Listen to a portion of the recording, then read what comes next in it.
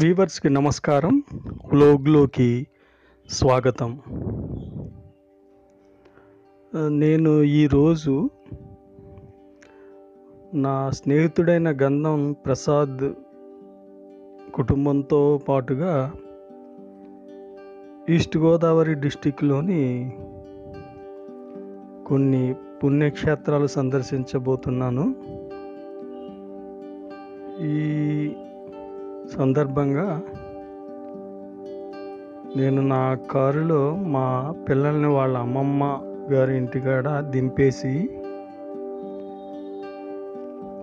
నేను ఒక్కడినే నా స్నేహితుడి కారులో ఆ పుణ్యక్షేత్రాలకి వెళతాను. దాని నిమిత్తం ఇప్పుడు వెళ్ళటానికి సన్నద్ధం అవుతున్నాం. అదిగోండి, వాళ్ళని దింపేసాను నేను, మా పిల్లల్ని వాళ్ళ అమ్మమ్మ గారి ఇంటి దగ్గర. నా ఫ్రెండ్ వీధి చివర కారులో ఉన్నారు, ఎదురు చూస్తున్నారు నా కోసం. మేము వచ్చి ఇప్పుడు వెళ్ళబోయేది ఎక్కడికంటే, ముందుగా అదిగోండి అక్కడ ఉన్నారు వాళ్ళు.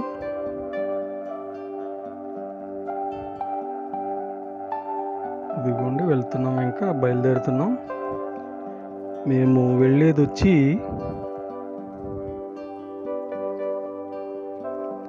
ఎక్కడికంటే తూర్పుగోదావరి జిల్లా రాజమండ్రికి 20 కిలోమీటర్ల దూరంలో ఉండే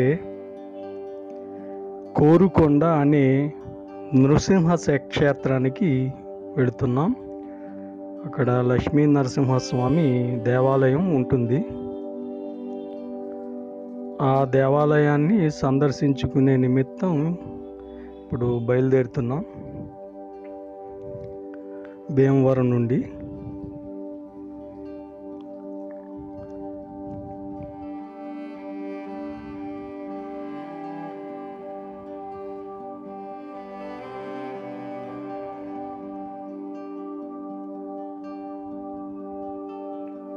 ఇది వచ్చేటప్పటికి రామన్నపాలెం అనే ఒక చిన్న విలేజ్.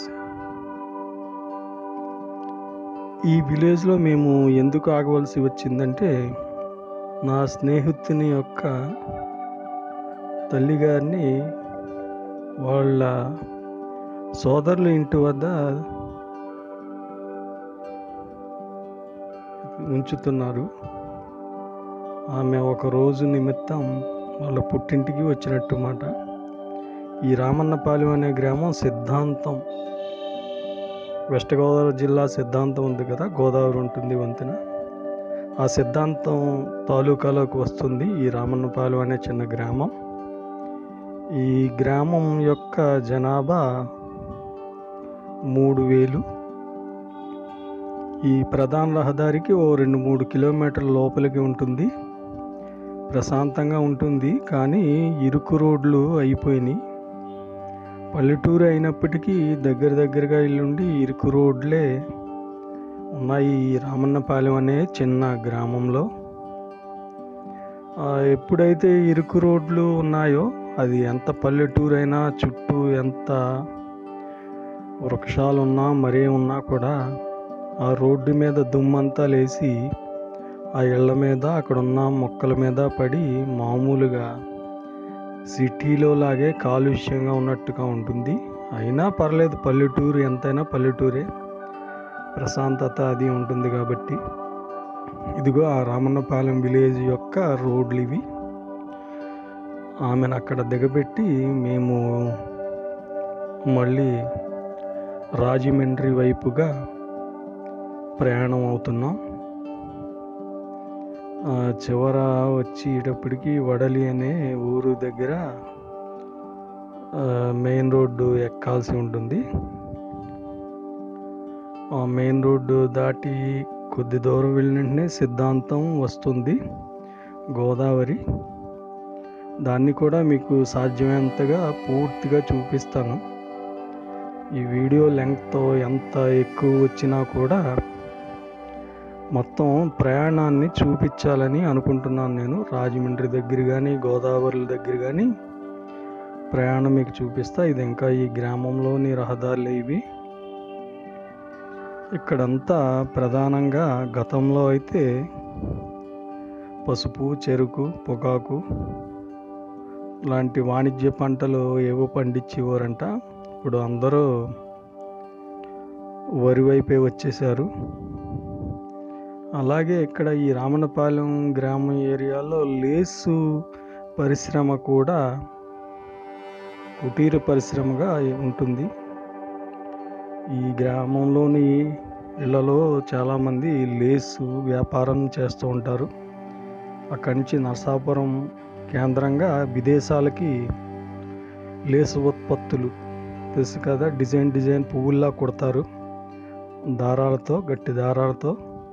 వాటికి దుబాయ్ కంట్రీస్లో, అరేబియన్ కంట్రీస్లో చాలా పేరు. అదంతా ఇక్కడ కూడా కుటీర పరిశ్రమగా ఈ ఏరియాలో వర్ధిల్లుతోంది ఆ లేస్ కుట్టడం అనేది.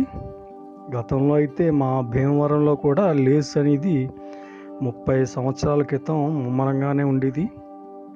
ప్రతి 4-5 ఇళ్లలో ఒకళ్ళు ఆ లేస్ కుడుతూ ఉండేవారు. అదిగోండి పంటలు, అరటి, ఇంకా పసుపు ఎక్కువ ఉంటుందంటే ఈ ఏరియా. ఇప్పుడైతే అంతా వరే కనిపిస్తుంది మనకి. ఈ ఊరు చివరికి వచ్చేసాం. మరి కొద్దిసేపట్లో మనం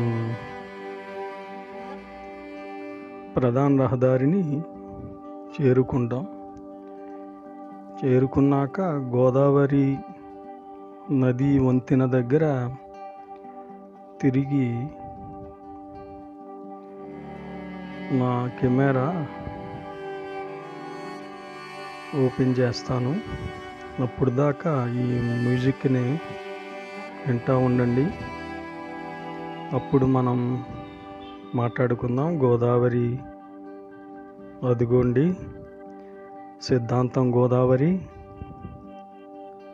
దీన్ని గౌతమి, వశిష్ట అంటారు. వశిష్ఠపాయ ఇది గోదావరిలో వశిష్ఠపాయ. మళ్ళీ రావులపాలెం దగ్గర గౌతమి పాయ ఉంటుంది. ఆ చివరికి వెళ్ళేటప్పటికి మళ్ళీ వృద్ధ గౌతమి, వైనతేయి అని కూడా ఇడిపోతాయి యానం మటుకేసి వెళ్తే. ఇప్పుడు ఇది వచ్చేటప్పటికి గోదావరి వశిష్ఠపాయ నరసాపురం దగ్గరికి వెళ్ళేది ఇదే గోదావరి. ఇది గోదావరి ఎంత పెద్ద నదో మీ అందరికీ బాగా తెలుసు కదా. అది ఎంత గొప్ప నదో. ఎక్కడో మహారాష్ట్రలోని పశ్చిమ కనుమల్లో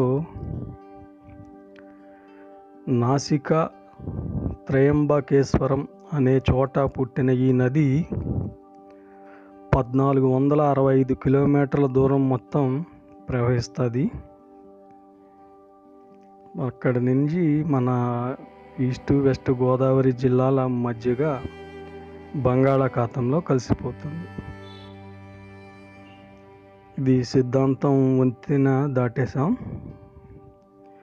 ఇక ఇదంతా వచ్చేటప్పటికి సిద్ధాంతం నుంచి రావులపాలెం వైపుగా ప్రయాణం. ఈ ఏరియాలో మొత్తం మొక్కజొన్న, పుచ్చకాయలు, ఇంకా రకరకాల పళ్ళు, కూరగాయల తోటలు అవన్నిటితో పచ్చగా ఉంటుంది. వేసవకాలం అని అదని లేకుండా అన్ని కాలాల్లో ఈ చుట్టూ అంటే మన కెమెరాకి అది ఏమీ అందదు, మన కళ్ళకి అయితే స్పష్టంగా కనిపిస్తుంది. ఇదిగోండి రావులపాలెం వైపుగా మనం వెళుతున్నాం. ఈ రావులపాలెం అనేది చిన్న పట్టణం. ఈ పట్టణం మధ్యగా ఈ నేషనల్ హైవే నెంబర్ 16 వెళుతుంది. మరెందుకో ఇక్కడ బైపాస్ రోడ్ని నేషనల్ హైవే అథారిటీ వాళ్ళు నిర్మించలేదు. దాని వలన కొంచెం ఇబ్బందిగానే ఉంటుంది.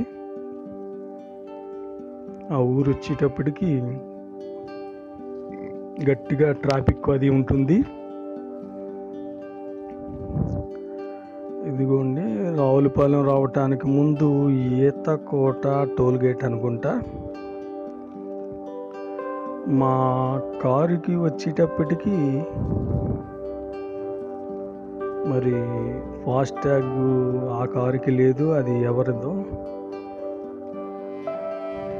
ఫాస్టాగ్ వేసి లేదు మా స్నేహితుని కారుకి. దాంతో ఇప్పుడు టోల్ గేట్ దగ్గర డబుల్ ఛార్జీ చేస్తారు అంటున్నారు. అది మనం పేపర్లో వాటిలో చూస్తూనే ఉంటున్నాం కదా, మీడియాలో, న్యూస్లో. కానీ ఇప్పుడు ప్రత్యక్షంగా మనం ఎక్స్పీరియన్స్ చేద్దాం. డబుల్ ఛార్జ్ మామూలుగా ఇక్కడ 90 రూపాయలు మా 4 వీలర్స్కి, చిన్న కార్లకి వాటికి. మన దగ్గర డబుల్ వసూలు చేస్తారంట. చూద్దాం ఏం జరుగుతుందో. అయితే అతను చెప్పాడు కరెక్టే, డబ్బులు కాలితే ఫాస్టాగ్ వేసేస్తా అన్నారు, మాకు అక్కర్లేదని చెప్పాం. Double charge 90 80 rupees double charge, గుర్తుంచుకోండి. ఫాస్టాగ్ లేకపోతే ఏ కారణం చేతైనా మీ దగ్గర ఫాస్టాగ్ కనుక మీ వాహనానికి లేకపోతే టోల్ గేట్ల దగ్గర డబుల్ ఛార్జీ వసూలు చేస్తున్నారు. దీంట్లో ఇంకా మరో ఆలోచనకి తావులేదు. డబుల్ ట్రిప్పులు అనేవి కూడా లేవు, సింగిల్ ట్రిప్ మాత్రమే డబుల్ ఛార్జీ.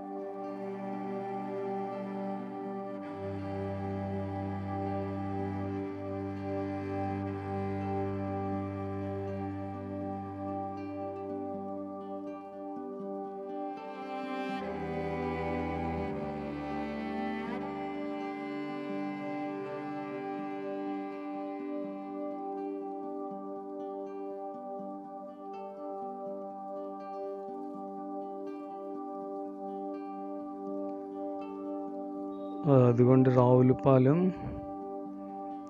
గోదావరి వంతెన దాటుతున్నాం.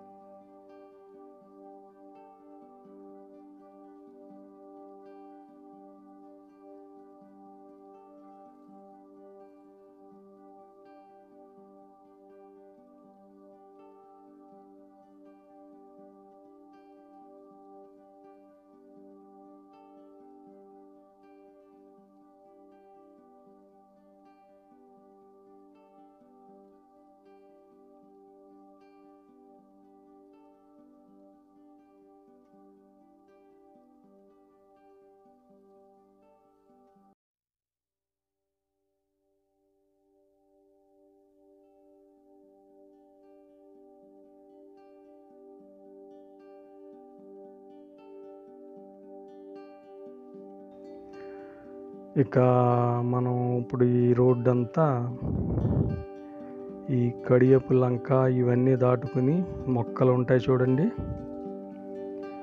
వాటి వైపుగా వెళుతున్నాం. ఈ ఏరియా అంతా పచ్చదనంతో 3 పంటలతో ఉంటుంది. నిజానికి మనం వెళ్ళే రోడ్డుకి అదిగో అటు పక్క గోదావరి ఉంటుంది కొద్ది దూరంలో. ఇంకొంచెం ముందుకి వెళ్ళాక ఆ గోదావరి ఈ రోడ్డుకి మరింత దగ్గరగా వచ్చేస్తుంది. కాకపోతే ఆ సంగతి అక్కడ కారులో వెళ్ళే వాళ్ళకి పెద్ద ఐడియా ఉండదు. మనకి ఎడం పక్క రాజమండ్రి వైపు వెళుతుంటే రావులపాలెం నుండి గట్టులా జస్ట్ కనిపిస్తుంది. అందుకే ఆ గట్టు అవతల గోదావరి నది ప్రవహిస్తూ ఉంటుంది.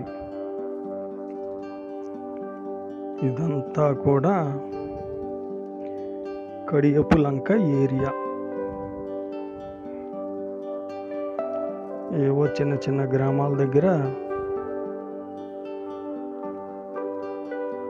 ఈ సెంటర్స్ ఉంటాయి కదా, అక్కడ చాలా జాగ్రత్తగా వాహనాన్ని ఎప్పుడు డ్రైవింగ్ చేసుకోవాలి. ఈ సర్వీస్ రోడ్లోంచి వచ్చేవాళ్ళు ఇక్కడ కలుస్తారు కదా, వాళ్ళ దృష్టి ఎలా ఉంటుందంటే ఇది ఊరు కదా, కారులో వెళ్ళేవాళ్ళు జాగ్రత్తగా వెళ్తారనుకుంటారు వాళ్ళు. కారులో వెళ్ళేవాళ్ళు ఆ రోడ్డు మీద అత్యంత వేగంతో వచ్చి అదే కంటిన్యూటీ మెయింటైన్ చేస్తారు. దాంతో క్లాష్ వస్తుంది.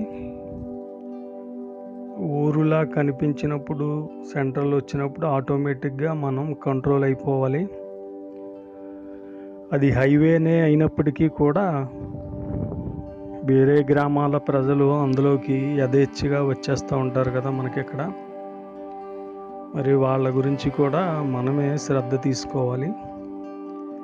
కార్లు నడిపే వాళ్ళు చాలా జాగ్రత్తగా నడిపితే మంచిది. ఎందుకంటే మనకి ఏమైనా, ఎదుటి వాళ్ళకి ఏమైనా, మొత్తానికి ఏదో ఆకు వచ్చి ముళ్ళు మీద పడ్డా, ముళ్ళు వెళ్ళి ఆకు మీద పడ్డా చిరిగిది ఆకే అన్నట్టు కారు వాళ్ళే నష్టపోతారు. ఈ సందర్భంగా మా స్నేహితుడు కూడా అదే విషయం చెప్తున్నాడు. భీమవరం సమీపంలో వాళ్ళ ఊరిలోని ఒక యువకుడికి యాక్సిడెంట్ అయ్యింది. 2 గంటలు బతికాడు. తనకు తానే వాహనం ఎక్కి హాస్పిటల్కి వచ్చాడు, కానీ తరువాత లివరు, కిడ్నీ ఫుల్గా డ్యామేజ్ అయ్యి చనిపోయాడు. కారు నడిపే అతనికి డ్రైవింగ్ లైసెన్స్ లేకపోవటం వలన బుక్ అయిపోయాడు. 20 లక్షల వరకు ఖర్చు అయినట్టుగా చెబుతున్నాడు. అది మరి బయటికి వచ్చిన సమాచారాలు ఇటువంటివి. ఒక్కోసారి కొందరు మధ్యలో మసాలాలు కలుపుతారు కదా మాటలకి. ఈ మాటలకి మసాలాలు కలిపినప్పుడు అది ఎంతవరకు అనేది మనకు తెలియదు. ఇంకా అదంతా పక్కన పెడితే ఇప్పుడు మనం పుణ్యక్షేత్రానికి వెళుతున్నాం కదా. ఈ కడియపు లంక, ఈ ఏరియాలన్నీ దాటుకుని నేను ఈ వీడియోలో పూర్తిగా ప్రయాణాన్ని చూపదలుచుకున్నాను. ఇప్పుడు వెళుతున్నాం Ravulapalem to Rajahmundry, next Rajahmundry to Korukonda. ఈ మధ్యలో రాజమండ్రి సిటీ కూడా మీరు చూస్తారు.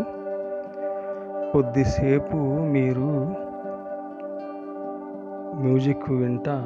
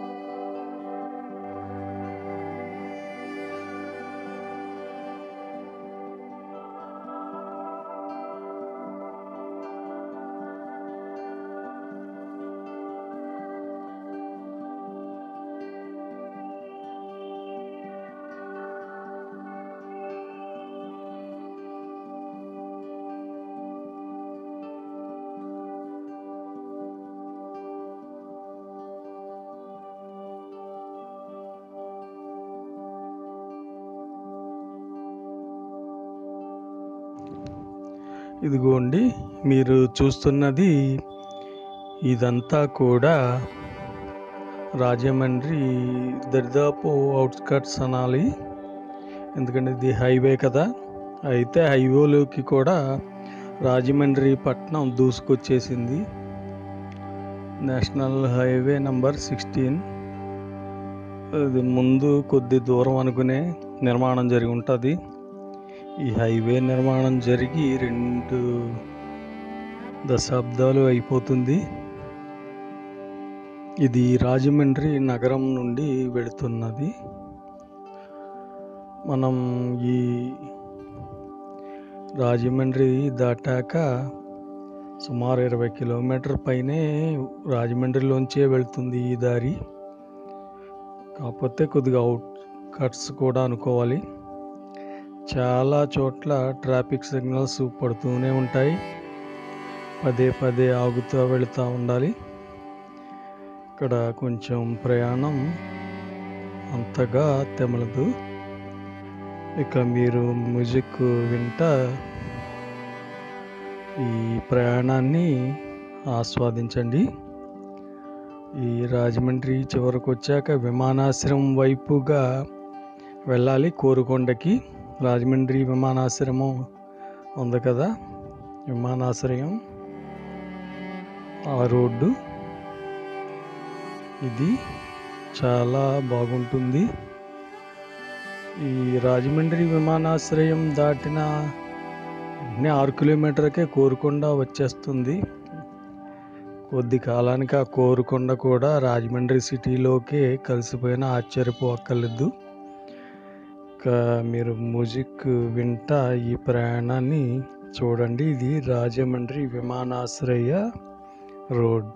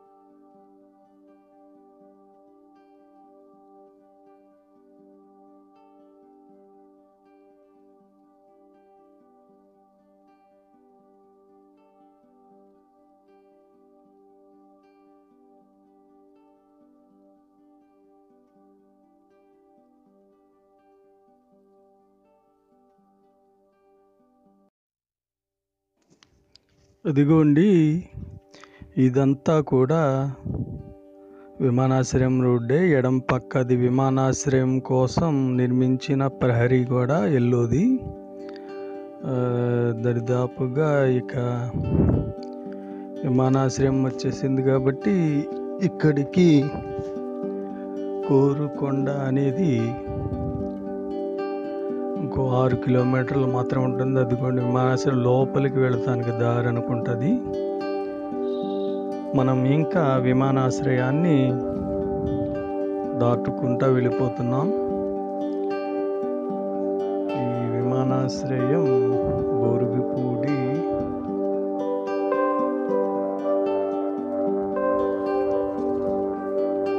రోడ్లు చూసారా ఎంత చక్కగా ఉన్నాయో, ఖాళీగా విశాలంగా. విమానాశ్రయం రోడ్డు కదా, ట్రాఫిక్ అవసరం ఉన్నా లేకపోయినా విమానాశ్రయం అంటే ఒక స్టాండర్డ్స్ కదా, దానికోసం అలా నిర్మించారు. ఇక దాటేసాం కాబట్టి ఇక మనకి దూరంగా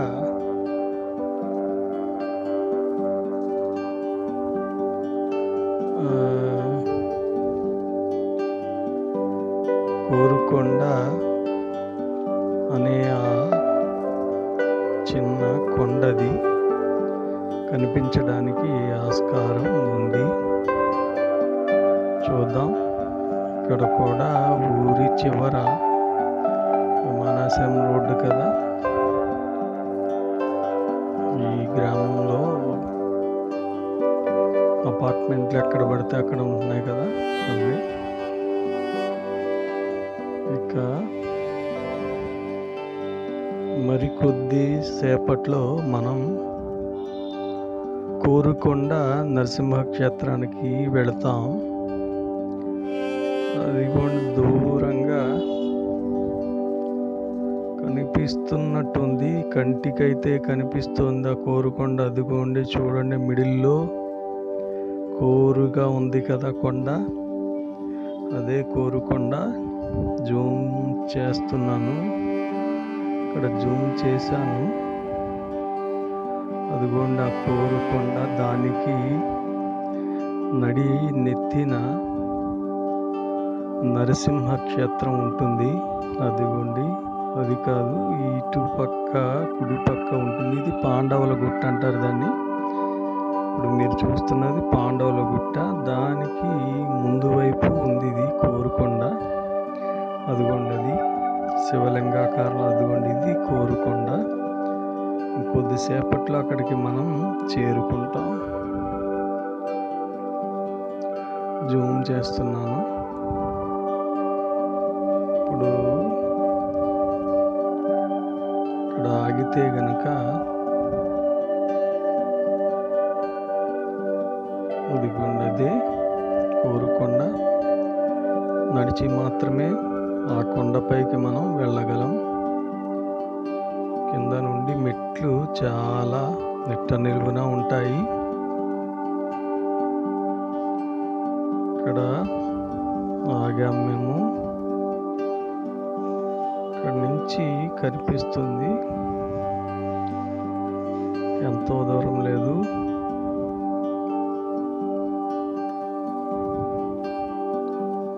అదిగోండి అదే అదే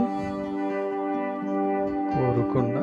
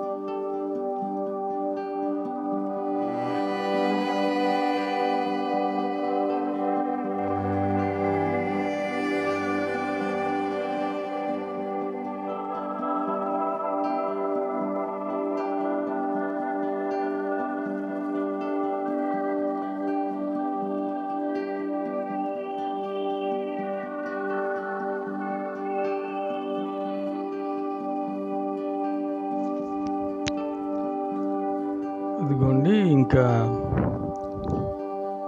తిరిగి బయలుదేరుతాం. కోరుకొండ ఊళ్ళోకి వచ్చేసాం. అక్కడ ఉన్న గ్రామంలోని రహదారులు ఇవన్నీ.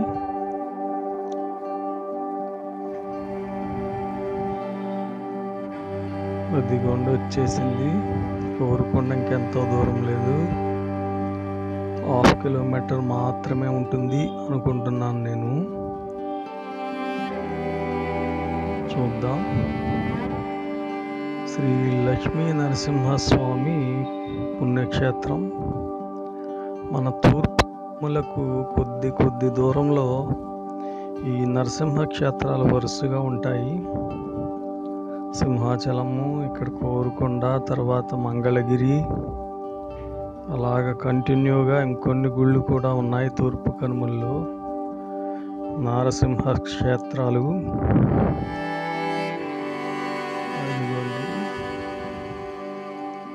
ఇక్కడ కారు పార్కింగ్ చేసి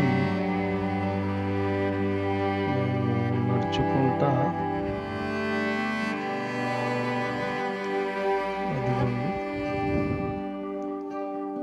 అదే కొండపైన గుడి. ఇవన్నీ మెట్లు ఎక్కాలి, చాలా మెట్లుంటాయి. ఈ కొండ ఎత్తు సుమారు 120 మీటర్లు ఎత్తున ఉంటుంది. ఇది ఇక్కడ కారు పార్కింగ్ చేసాం. నీడ అక్కడ మాత్రమే ఉంది. దరిదాపు మధ్యాహ్న సమయం అవుతుంది కదా, నీడ లేదు. వాహనానికి లక్కీగా నీడ దొరికింది. పార్క్ చేసుకోవడానికి ఎవరో ఇక్కడ అంగీకరించారు. అదిగో ఇక మనం గుడికేసి వెళుతున్నాం నడుచుకుంటా.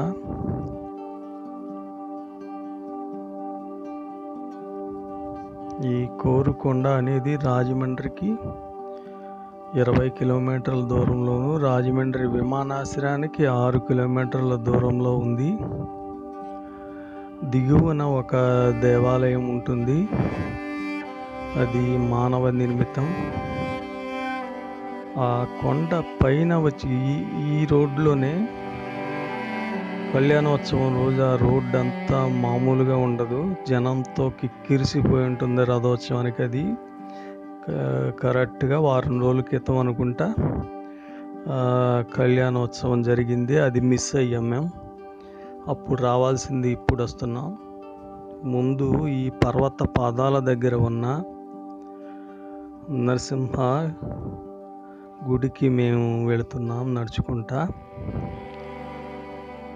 తరువాత కొండ పైకి వెళతాం. ముందు మీకు ఈ కొండ దిగువన ఉన్న ఈ గుడిని చూపిస్తా. పైది స్వయంభూ, ఇది మానవ నిర్మితంగా అంటున్నారు. ఈ గుడి వచ్చేటప్పుడు దర్శించుకుంటాం, కానీ ప్రస్తుతానికి మీకైతే చూపిస్తాను.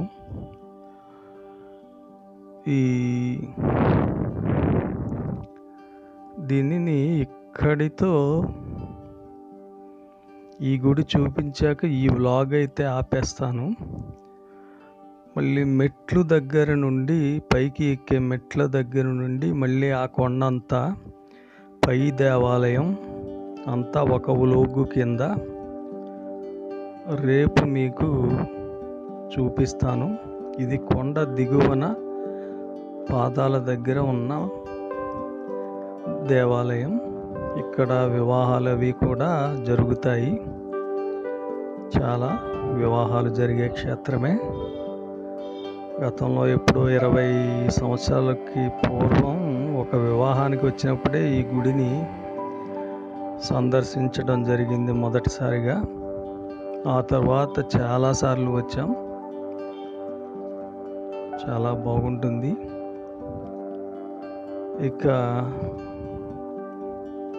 ఈ గుడిని చూడండి మీరు మ్యూజిక్ వింటా.